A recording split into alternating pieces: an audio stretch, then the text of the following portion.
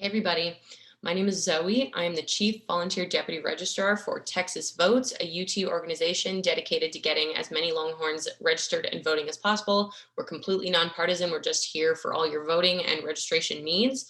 And today I'm going to be going through a brief presentation about the upcoming Texas Uniform Election Day, the spring 2021 election. If you're on either our Canvas module or our YouTube channel right now, there's also, you'll have access to a longer version done by our president, Janae, that's going to be basically this presentation, but much more in depth. So if you have more questions or anything like that, we encourage you to check that out. But without further ado, let's go ahead and get started. So we always like to start our presentations by recognizing Longhorn voters. There's kind of this idea that young people don't vote, and we like to show that UT students actually have a lot to be proud of. We vote at higher rates than Texans as a whole, and OU students, thank you very much. So we have something to be proud of, and it's a trend that we definitely want to continue in the future. And it's made possible by students like you, voters like you, who go out, get registered, go to vote, and encourage your friends to do the same. So that's definitely something that we want to keep that momentum going for this election as well. So what's actually happening? On Saturday, May 1st, that is a Texas uniform election date, which means that all across Texas, different counties are going to be holding their own elections on the local level. This includes Travis and Harris County, two huge counties that I'm sure a lot of you live in. It's important to check if your county is included in this, but if it is, there's just going to be a lot of things like ballot initiatives that are being voted on, very important things you need to know about beforehand. If you've heard about the ban for homeless camping in Travis County, that's an example of one of those things that's going to be voted on. So it is important to get registered and to be voting in this election because there's a lot of important ballot initiatives, information, things like that that's going to be voted on. And if you are trying to figure out exactly what's on your ballot, you just can't seem to find a good resource, Vote 411 is a great resource for that. Sometimes the information is posted a little bit closer to the election. So if you don't see anything right now, go closer to the election date, but vote411.org. Go there, put in your information, and it'll have all your information. Sometimes it'll have your polling locations. It'll have information about what's going to be on your ballot, things like that. So just make sure you're finding resources like that to check what's on your ballot before you actually go to vote. All right. So we're going to vote in the election. Exciting. Where do we start? Registering. That's the first step. So if you're not sure if you're registered at your current address, there's a link right there to go check. But that means that you need to be registered at your current address, which is to say that if you've moved since the last time you registered, even just down the hall from your current apartment, you do need to re-register. If you've checked that resource, you find that you are not registered at your current address. There's several ways to go about it. A great, easy, free resource is going to be TurboVote at texas.turbovote.org. Go to that website. You can just put in your information. You can either have them send your registration form to you or just print it out. If it's closer to the election date, we encourage you, the registration date, just go ahead and have it printed out and then send it in to save yourself some time. But yeah, all you're going to need to do is like print that out, a fixed postage, send it in. That deadline to register to vote is April 1st of this year. So if you're like within a few weeks of that date, it's better to just go ahead and print these things out and send it in as opposed to waiting for them to mail it to you. But if you have enough time, there's TurboVote. There's also just the Texas Secretary of State's website has these same resources available for either sending your application to you or having you print it out and send it in. But again, don't wait until the last minute to do this because that registration deadline is April 1st. All right, so once you've made sure that you are registered to vote, now you've got to think about how you're going to vote. One of those options for those who meet the requirements is voting by mail or voting by absentee ballot. The requirements to be able to do this, you need to meet at least one of these. This is being 65 or older, being disabled, being out of the county on both election day and the entire period of early voting, or being confined in jail but otherwise eligible.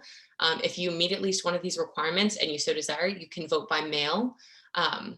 That's a two-step process. Important to note, two-step process, two different deadlines for this. So make sure you're staying ahead of this. First, you have to mail in your application for the absentee ballot. There's several links you see here. You can either just as with your registration form, either have them mail that to you, fill it out and send it back in. Or if you're getting closer to the deadline for them to receive it, just go ahead and print it out and mail it in. If you don't know the address for that, there's a link you see on the screen right there, which will give you the election official's address so you know where to send that in. And please, please remember this date. April 20th. If you're voting by mail, the county has to physically receive your application for that absentee ballot by April 20th, Tuesday, April 20th. That's not the date it needs to be postmarked or put in the mail. They need to receive that application by then. So decide whether you're going to have it mailed to you or print it out or whatever according to that date, because it's important to have that turned in on time. Once you turn that application in, they've received it, they'll send you your ballot in the mail. Same thing, don't wait until the last minute to do it. Don't let any delays, mess you up. Just go ahead and turn these things in, fill them out, send them back in as soon as possible to avoid any mishaps. And that is the vote by mail process. The other option for voting is voting in person for those who either don't meet those requirements for voting by mail or simply want to vote in person. There are two periods during which you can do this. One is the early voting period, which for this election is April 19th to April 27th. That includes weekends. The other period is election day itself, which is on May 1st from 7 a.m. to 7 p.m. Those are your two periods during which you can vote. And your polling locations. It's really, really important to plan these out ahead of time so that you know where you're going to go vote before you actually leave the house. There's a link right there, bit.ly/Texas polling places, that you can use to find your polling locations. It's important to note that these things do change, specifically when you get closer to the election, they can change. So it's important to stay up to date on where you're going to be voting. There's resources to find out how long the line is, like on election day. So just make sure you're staying up to date on what's going on with your polling locations. Lastly, when you go to vote in person, you must have an acceptable form of ID. Bring that to the polls. For most of us, that's going to be either a Texas driver's license or a US passport. But as you see on the side of your screen, there's other options. So just make sure that when you go to vote, you have a physical copy of one of these forms of ID. All right, here's a summary of those dates. Screenshot this, send it to your friends, whatever it is. These are the important dates to remember. You've got that last day to register to vote, April 1st. The county needs to receive your application for an absentee ballot if you're voting by mail. Receive that again by April 20th. You've got early voting from April 19th to April 27th. And then election day, May 1st, is both the day of voting for the election and the last day for the county to receive your ballot by mail. So please, please, please remember these dates. They're very important.